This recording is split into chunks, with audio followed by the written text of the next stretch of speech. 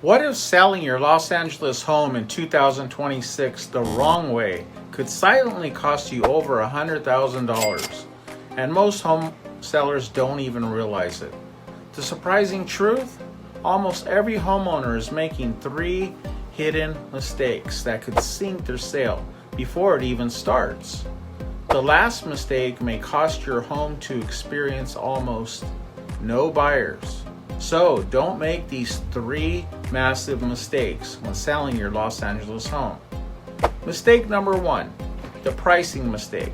Alright, let's jump into the first and biggest mistake I see sellers make: overpricing their property. I call this the safety net myth.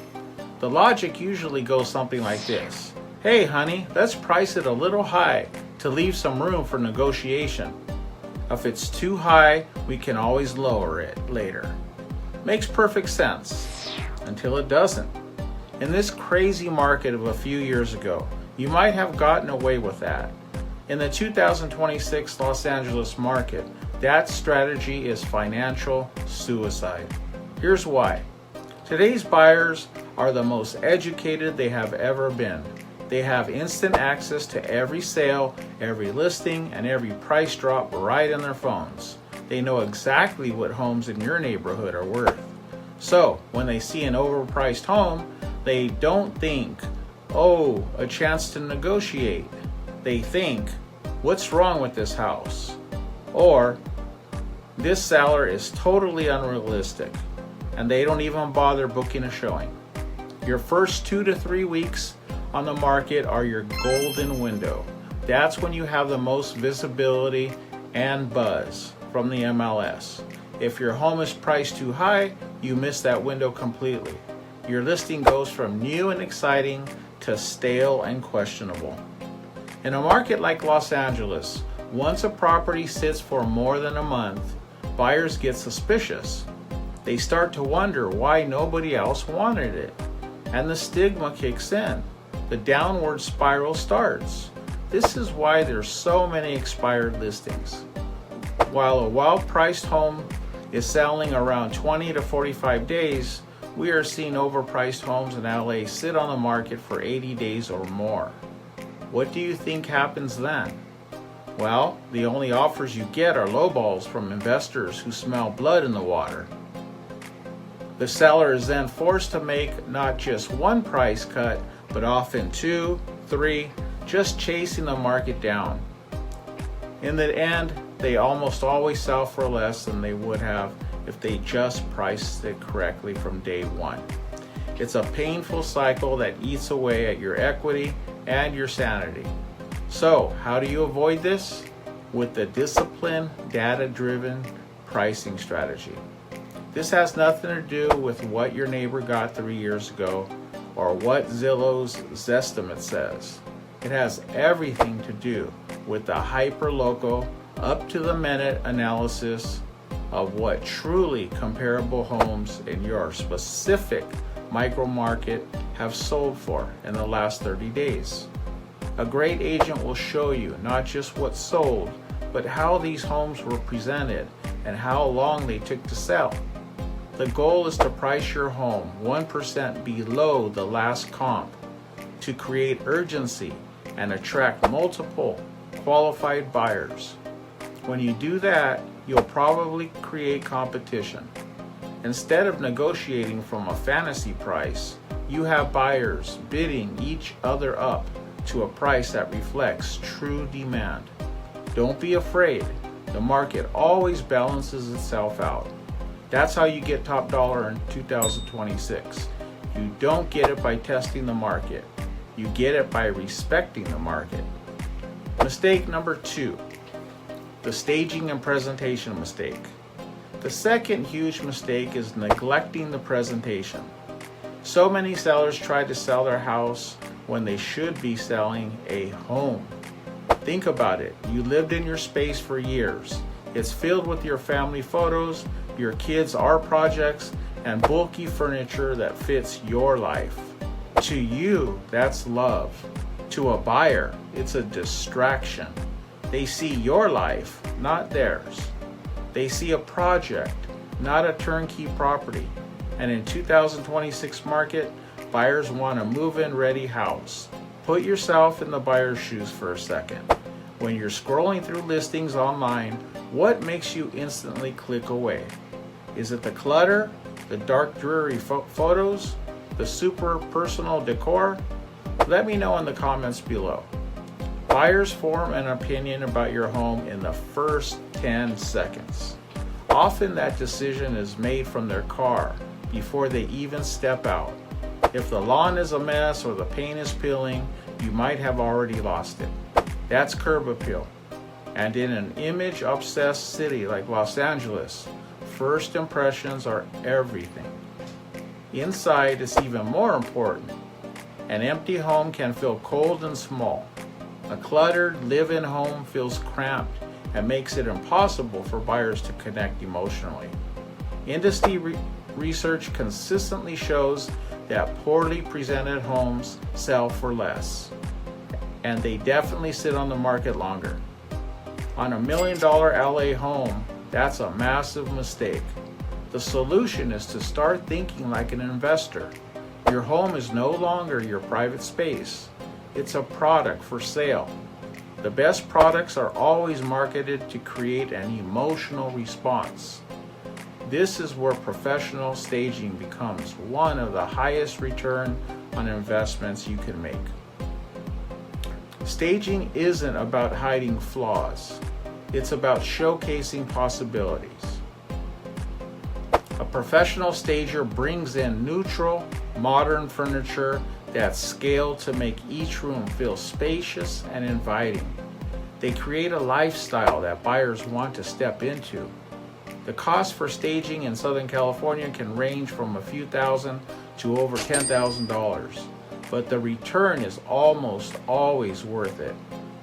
For example, I recently saw a home that sat unstaged for 40 days at $1.375 million. It was taken off the market, staged, and relisted at the same price. It sold in 7 days for $1.455 million, an $80,000 gain. At the very least, you must declutter ruthlessly. Pack away personal photos, clear off every single countertop, and get rid of bulky furniture. A fresh coat of neutral paint gives an incredible return on investment. And you absolutely must get professional photos. Your pictures are your digital curb appeal. Dark, blurry phone pictures will guarantee your home gets completely lost online. Your goal is to present a clean, bright, inviting canvas that lets buyers start dreaming. Mistake number 3, the commission mistake. The third and final mistake is one of the most sensitive and misunderstood topics of real estate today: agent commission. After the big NAR settlement that took effect in 2024, the old rules of commission went out the window. Historically, sellers paid a total commission that was split between their agent and the buyer's agent. Now, sellers are no longer required to offer compensation to the buyer's agent through the MLS. A lot of sellers hear this and think, awesome, I'll save a ton of money by only paying my agent. This is the commission trap, and it can cost you a lot of time and money. The reality is that we're in a brand new negotiating landscape. While you don't have to offer compensation to the buyer's agent, refusing to seriously shrinks your pool of potential buyers. Here's why. Buyer agents now must sign agreements with their clients that spell out exactly how they get paid. If you, the seller, aren't offering any compensation, that cost falls directly onto the buyer. In an expensive market like LA, many buyers, especially first-time buyers, simply don't have the extra cash to pay their agent fee on top of their down payment and closing costs. So what happens? Their agent will be less motivated to show them your property. They'll naturally be drawn to listings where the seller is offering something. In a market with rising inventory, why would a buyer and their agent choose the path with the most friction?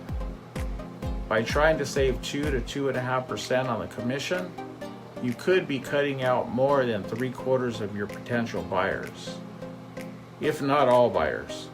That leads to fewer showings, fewer offers, and a much longer time on the market, which ultimately costs you way more money than the commission would have. The solution isn't to just go back to your old way, nor is it to stubbornly refuse to cooperate. The solution is to see a commission as a strategic investment in marketing and expert negotiation, not just an expense. First, you need to know that all commissions are negotiable. The new rules actually empower you to have that open conversation. But instead of focusing only on the percentage, focus on the value. An elite agent with a powerful marketing plan and killer negotiation skills will almost always net you more money than a discount agent who just puts a sign in the yard and hopes for the best.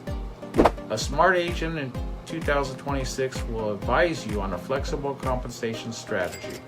This could mean offering a competitive commission to attract the most buyers, or maybe offering credit towards a buyer's closing costs. The key is to remove friction. Make it as easy as possible for every qualified buyer to see and make an offer on your home. Your agent's job is to protect your bottom line. And in this market, that means creating the largest possible buyer pool to drive up the price. Selling a home for the highest possible price in this market isn't about luck. It's about having a deliberate, intelligent strategy. It's about pricing right, presenting beautifully, and marketing to the widest possible audience. The market has shifted, but with the right plan, this is still an incredible time to sell and protect the equity you've worked so hard to build. Don't forget to like, subscribe, share, and comment below. We are certified home stagers and certified interior decorators. Want free help staging your house and getting up to $50,000 more than your home is worth when you sell? Type free staging in the comments and I'll send you a free presentation that proves how we can get you up to $50,000 more than your home is presently worth.